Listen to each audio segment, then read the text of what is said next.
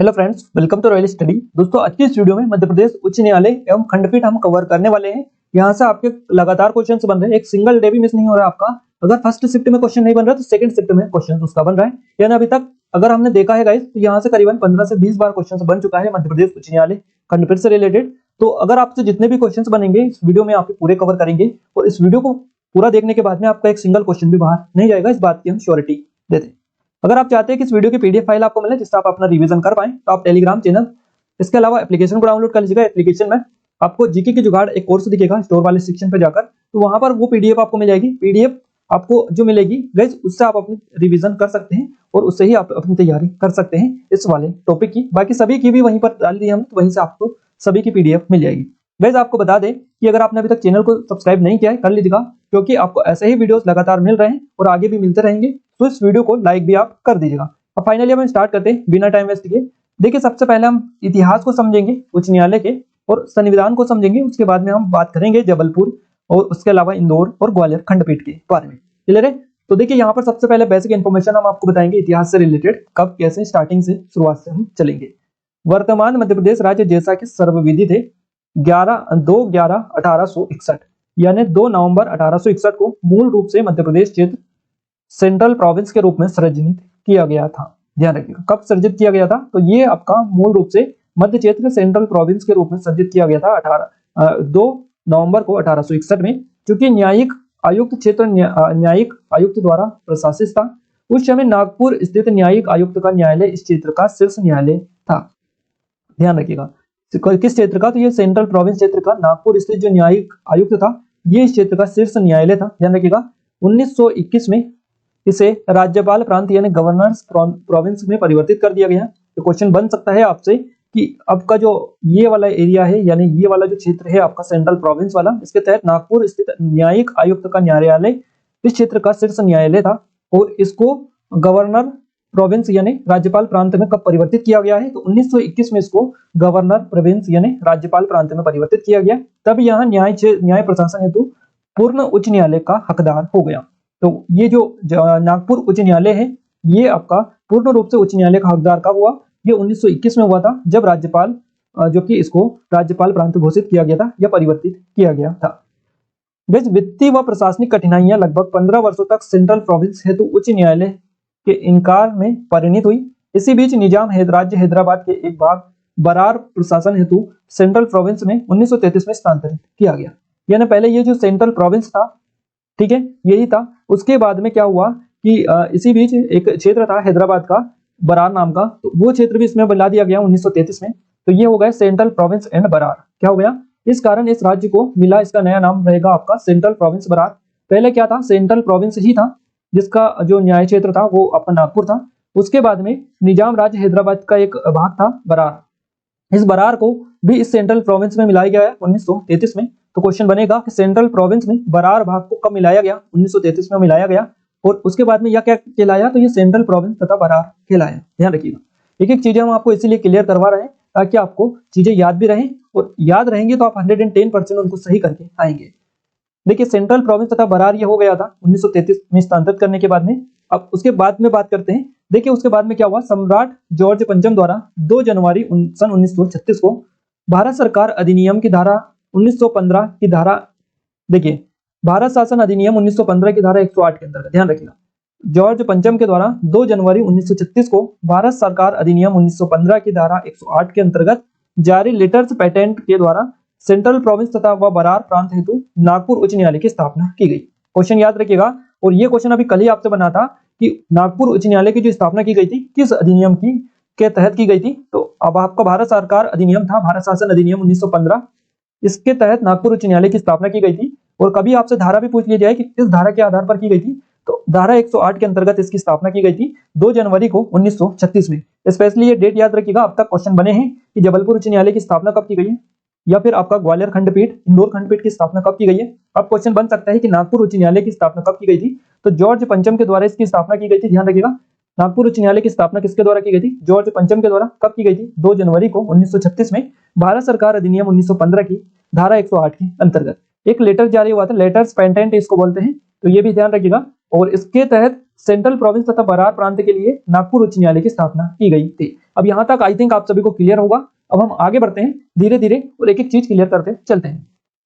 देखिए ये letters patent जो आपका जारी किया गया था, जिसके तहत नागपुर उच्च न्यायालय की स्थापना की गई थी, तो ये लेटर्स पेटेंट जिसके अंतर्गत नागपुर उच्च न्यायालय की स्थापना तथा क्षेत्राधिकार निहित किया गया था 26 जनवरी 1950 को भारतीय संविधान के अंगीकृत किए जाने के बाद भी इसके अनुच्छेद 225 व 372 के द्वारा प्रवृत्त रहे हैं। तो ध्यान रखिएगा ये चीजें रहेगी। और उसके बाद में 26 जनवरी 1950 को भारतीय संविधान के अंगीकृत किए जाने के बाद भी ये जो अनुच्छेद है इसके ये प्रवृत्त रहे 225 आर्टिकल और 372 आर्टिकल।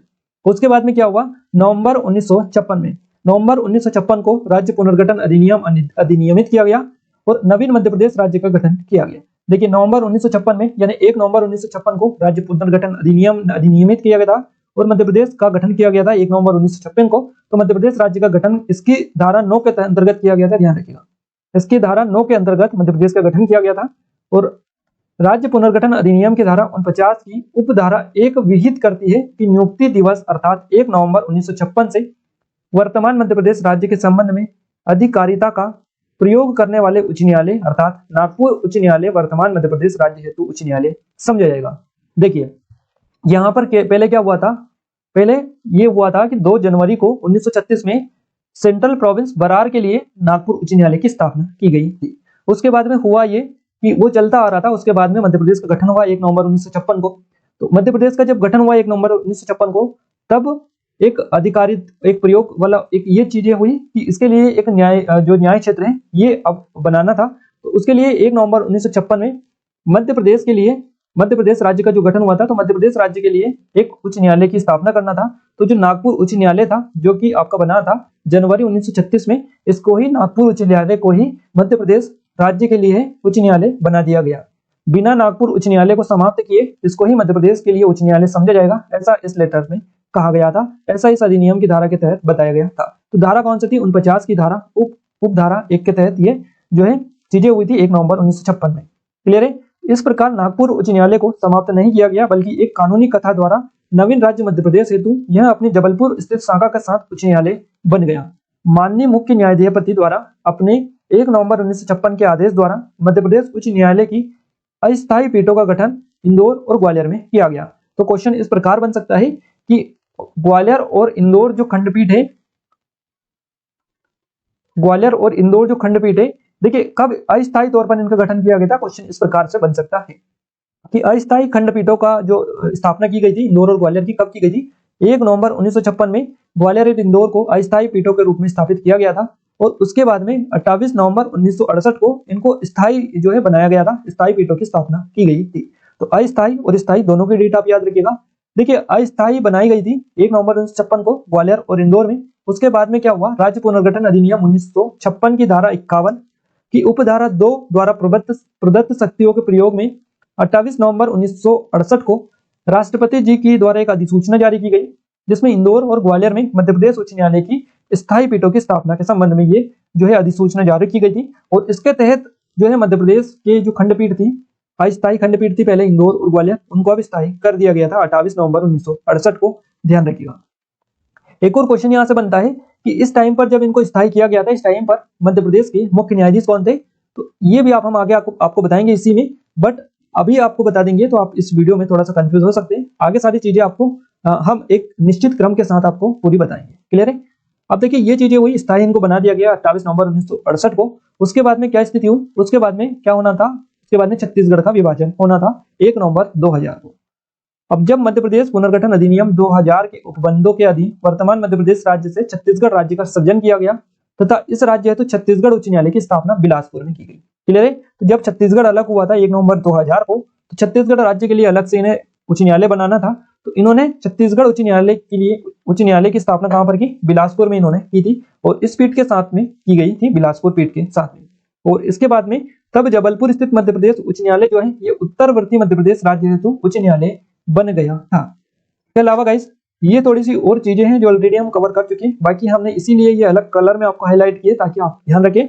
माननीय मुख्य न्यायाधीश ने आदेश दिनांक 1 नवंबर 1956 द्वारा इंदौर और ग्वालियर में मध्य प्रदेश उच्च न्यायालय की अस्थायी पीठों का गठन किया था 1 नवंबर 1956 को। और 28 नवंबर 1968 को राज्य पुनर्गठन अधिनियम 1956 की धारा 51 की उपधारा 2 द्वारा प्रबंधित शक्तियों का प्रयोग करते हुए इंदौर और ग्वालियर की स्थायी पीठों की स्थापना की।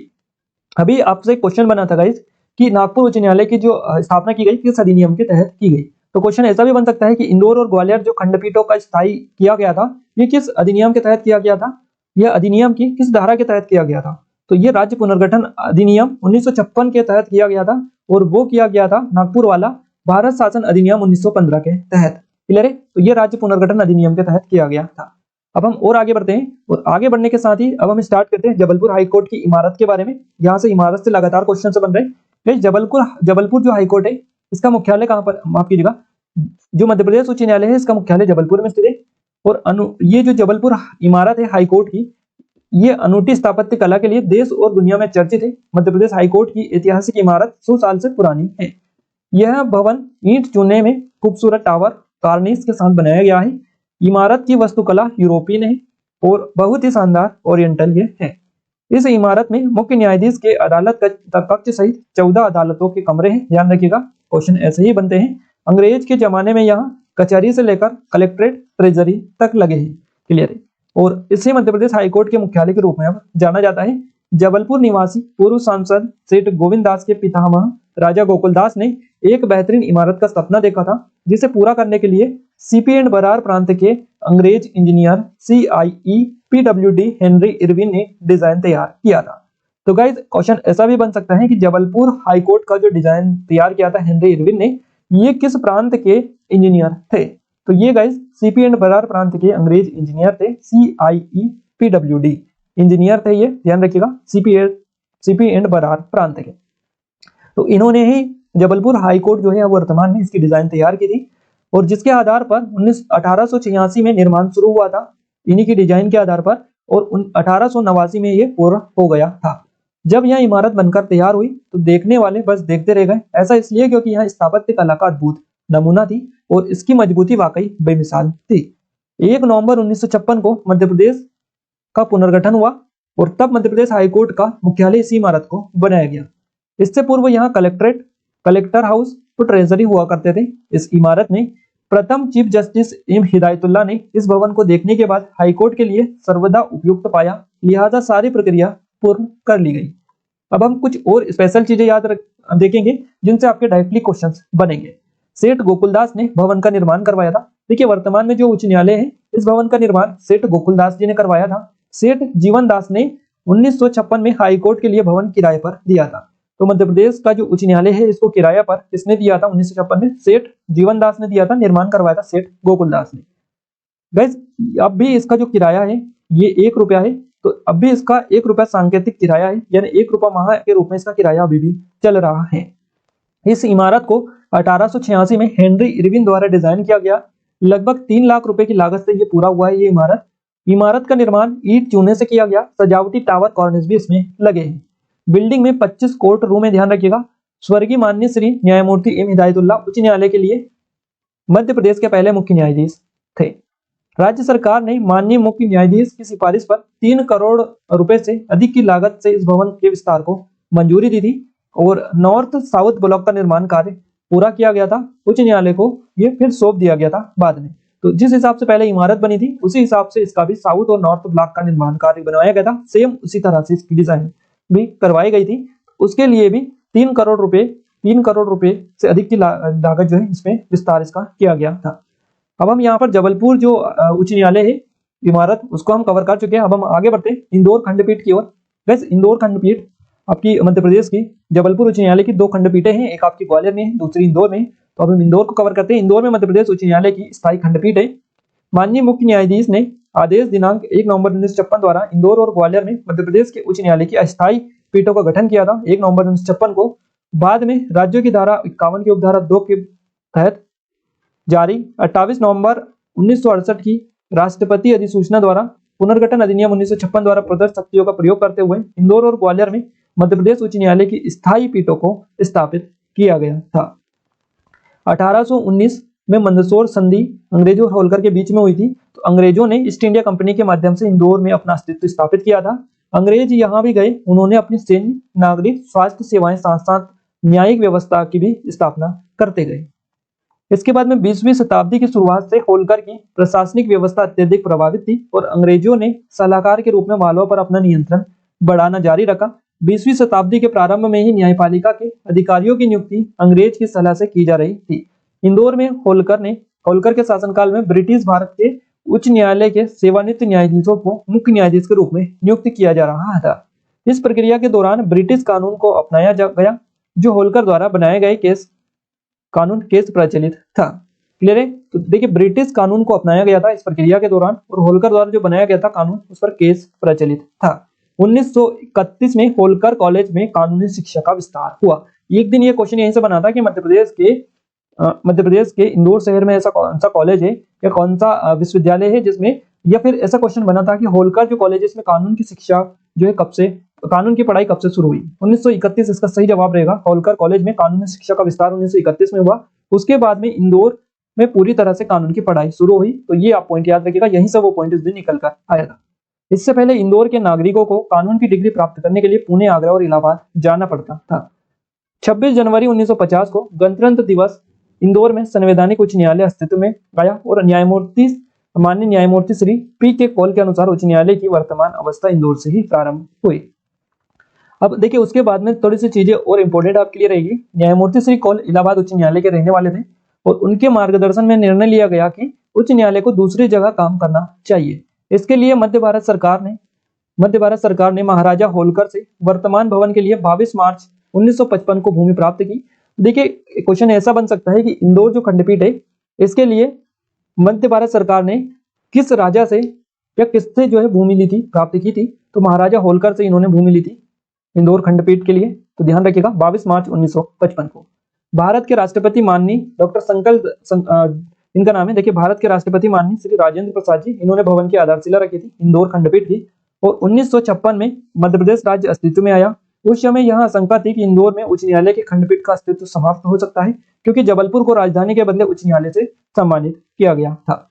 माननीय स्वर्गीय न्यायमूर्ति पी के दीक्षित मुख्य न्यायाधीश बने। उनके कार्यकाल के दौरान इंदौर बेंच को मुख्य न्यायाधीश के पास निहित शक्तियों द्वारा स्थापित बेंच होने के बजाय भारत के राष्ट्रपति द्वारा स्थायी बेंच घोषित किया गया था। देखिए, क्वेश्चन इस प्रकार बनेगा कि इंदौर और ग्वालियर, तो इंदौर से बनेगा क्योंकि इनका संबंध इंदौर से भी रहा है। तो गाइस, इंदौर जो खंडपीठ है, इनको स्थायी किस मुख्य न्यायाधीश के कार्यकाल में किया गया? तो सही जवाब रहेगा पी के दीक्षित। इंदौर और ग्वालियर खंडपीठ जो है, इनको स्थायी पी के दीक्षित जो मुख्य न्यायाधीश थे उच्च न्यायालय के, उनके कार्यकाल में ही किया गया था। मार्च 1959 में वर्तमान भवन में इंदौर बेंच की स्थापना की गई और यहाँ केवल 4 जजों के साथ में काम शुरू हुआ था। इंदौर उच्च न्यायालय की खंडपीठ के बाद 13 राजस्व जिले के साथ राज्य का दूसरा सबसे बड़ा अधिकार क्षेत्र, जो पूरे मालवा निमाड़ क्षेत्र यानी पश्चिमी मध्य प्रदेश को कवर करता है। राजस्व जिलों में अलीराजपुर, बड़वानी, देवास, धार, इंदौर और झाबुआ शामिल है। जिला मंदसौर, इसके अलावा नीमच, रतलाम, राजगढ़, शाजापुर, उज्जैन और खरगोन, इसके अलावा पश्चिमी जो निमाड़ के जिले, ये भी आपके इसी के अंतर्गत आते हैं। अब हम बात करते हैं ग्वालियर खंडपीठ के बारे में। देखिए, ग्वालियर से भी काफी ज्यादा क्वेश्चंस बन चुके हैं ऑलरेडी। तो राज्य पुनर्गठन अधिनियम 1956 की धारा 51(2) के तहत प्रावधानों के आधार पर ग्वालियर मध्य प्रदेश उच्च न्यायालय की स्थायी खंडपीठ की स्थापना से पहले ग्वालियर पहले से ही उच्च न्यायालय की सीट थी यहाँ पर, और ये उसके बाद में भी यही को स्थायी पीठ इसको किया गया था। पहले तो ये अस्थायी इसको घोषित किया गया था, गठन स्थापित, बाद में इसको स्थायी जो है पीठ बना दिया गया था। देखिए, मध्य प्रदेश राज्य के अस्तित्व आने से पहले यह मध्य भारत उच्च न्यायालय की सीट थी। ध्यान रखिएगा, मध्य भारत उच्च न्यायालय की यह सीट थी मध्य प्रदेश के अस्तित्व में आने से पहले, और उससे पहले भी उच्च न्यायालय ग्वालियर के तत्कालिक शासक के अधीन एक विदेशी क्षेत्राधिकार के बावजूद था। 1937 में उच्च न्यायालय को जायेंद्रगंज लश्कर यानी ग्वालियर में स्थित एक तकनीकी स्कूल वाला एक भवन में समायोजित किया गया था। एक क्वेश्चन अभी आपसे बना था, 2 से 5 दिन पहले ही क्वेश्चन आपसे बना था कि ग्वालियर जो आपकी खंडपीठ है, ये पहले यहाँ पर जो है कौन सा स्कूल हुआ करता था इस इमारत में, या इस खंडपीठ जो लगती है इसमें पहले कौन सा स्कूल हुआ करता था। तो ध्यान रखिएगा, स्कूल का नाम तो यहाँ पर नहीं पता चल पाया है, बट ऑप्शन कुछ भी हो आपको यहाँ पर हिंट मिल चुका है। 1937 में उच्च न्यायालय को जायेंद्रगंज लश्कर ग्वालियर में स्थित एक तकनीकी स्कूल वाला एक भवन में समायोजित किया गया था। उस समय केवल 2 ही माननीय न्यायाधीश यहाँ पर थे। उच्च न्यायालय भवन में 8 जनवरी 1999 तक रहा, ध्यान रखिएगा। और नए भवन का शिलान्यास कब किया गया? तो 12 फरवरी को किया गया 1994 को। तत्कालीन मुख्य न्यायाधीश न्यायमूर्ति श्री उल्लास लक्ष्मी नारायण भट्ट द्वारा इस भवन के प्रशासनिक निर्माण कार्य जो है ये किया गया था। इसका शिलान्यास किया गया था 12 फरवरी को 1994 को, और इस इमारत का निर्माण 8 जनवरी 1999 को पूरा हुआ। इस उच्च न्यायालय भवन जबलपुर के राष्ट्रपति माननीय जो राजेंद्र प्रसाद है, इन्होंने आधारशिला रखी थी। तो इसकी आधारशिला भी राजेंद्र प्रसाद जी ने ही रखी थी, और इंदौर जो इसकी इंदौर की यहाँ पे हमने कवर की है उसकी भी इन्होंने ही आधारशिला रखी थी। बाकी ये डेट स्पेशली आप याद रखिएगा, जो भी चीजें आपको बताइए वो सारी आप याद रखिएगा, यहीं से आपके लगातार क्वेश्चंस बन रहे हैं। अब हमने सब कुछ यहाँ पर कवर कर लिया है, अब हम थोड़ी सी चीजें और कवर कर लेते हैं। देखिए एक और क्वेश्चन आपको बना था कि नागपुर जो उच्च न्यायालय है इसके पहले मुख्य न्यायाधीश कौन थे, तो वही हम चीजें कवर करने वाले हैं। लिस्ट हम देखेंगे, एमपी के भी जो चीफ जस्टिस है इनकी भी लिस्ट हम देखेंगे। क्लियर है? तो नागपुर उच्च न्यायालय के पहले मुख्य न्यायाधीश कौन थे, इनका नाम है Gilbert stone. Gilbert stone Nagpur उच्च न्यायालय के पहले मुख्य न्यायाधीश थे। ये कब बने थे, 9 जनवरी को बने थे 1936 में। नागपुर उच्च न्यायालय के पहले मुख्य न्यायाधीश थे। क्वेश्चन अगर आपसे बने कि नागपुर उच्च न्यायालय के अंतिम मुख्य न्यायाधीश कौन थे, तो इनका नाम है एम हिदायतुल्लाह, मोहम्मद हिदायतुल्लाह। ये अंतिम मुख्य न्यायाधीश थे नागपुर उच्च न्यायालय के। 1954 से 1956 तक ये रहे। 1956 31 अक्टूबर था। 1 नवंबर को आपको इसको जो है मध्य प्रदेश राज्य के लिए उच्च न्यायालय बना दिया गया, जबलपुर में स्थापित किया गया था। तो ये हिदायतुल्लाह जो है उसके पहले मुख्य न्यायाधीश बनाए गए थे मध्य प्रदेश के जबलपुर उच्च न्यायालय के पहले मुख्य न्यायाधीश। तो ध्यान रखिएगा नागपुर उच्च न्यायालय के ये अंतिम मुख्य न्यायाधीश हो जाएंगे, और नागपुर उच्च न्यायालय के पहले हो जाएंगे गिलबर्ट स्टोन। नागपुर उच्च न्यायालय में टोटल 4 चीफ जस्टिस हुए हैं। 4 कौन कौन से, गिलबर्ट स्टोन और फेडरिक लोइस ग्रिल और भुवनेश्वर प्रसाद सिन्हा एवं हिदायतुल्लाह। तो ये 4 हुए हैं मुख्य न्यायाधीश जो कि नागपुर उच्च न्यायालय में इन्होंने जो कि क्रम हमने आपको बता दिया है। अब हम बात करते हैं मध्य प्रदेश के उच्च न्यायालय के मुख्य न्यायाधीशों की। तो मध्य प्रदेश उच्च न्यायालय के पहले मुख्य न्यायाधीश है एम हिदायतुल्लाह। 1 नवंबर 1956 से 12 दिसंबर 1958 तक ये रहे। उसके बाद में है गणेश प्रसाद भट्ट। उसके बाद में पीवी दीक्षित बने थे। जिस टाइम पर आपके खंडपीठों को स्थायी किया गया था 1968 में, उस टाइम पर 1959 से 1969 इसी टाइम पीरियड के बीच में आता है 1968। तो जिस टाइम पर स्थायी किया गया था खंडपीठों को, उस टाइम पर पीवी दीक्षित चीफ जस्टिस थे मध्य प्रदेश के। ध्यान रखिएगा। इसके अलावा अगर हम बात करें, देखिए ये सभी थोड़ा सा आप देख लीजिएगा, पीडीएफ आपको डाल देंगे एप्लीकेशन में, वहां से इनको भी आप देख लीजिए कौन कब तक रहे हैं और कब से कब तक ये रहे हैं। ध्यान रखिएगा। नेक्स्ट वर्तमान में अगर हम बात करें गाइस, तो वर्तमान में रवि विजय कुमार मलिमत है चीफ जस्टिस एमपी के। 14 अक्टूबर 2021 को ये बने हैं और अभी वर्तमान में ये बने हुए हैं। इनसे पहले मोहम्मद रफीक थे जो कि 3 जनवरी 2021 को बने थे। 13 अक्टूबर 2021 तक ये रहे थे। तो उनके पहले अजय कुमार मित्तल थे और उनके पहले थे संजय कुमार सेठ। तो ये थोड़ा सा 2-3 आप याद रख लीजिएगा, ऊपर नीचे वाले हो सकते हैं इनसे क्वेश्चंस बन जाए। क्लियर है? ये वीडियो आपको कैसा लगा कैसा नहीं लगा आप हमें कमेंट बॉक्स में कमेंट करके जरूर से बताइएगा।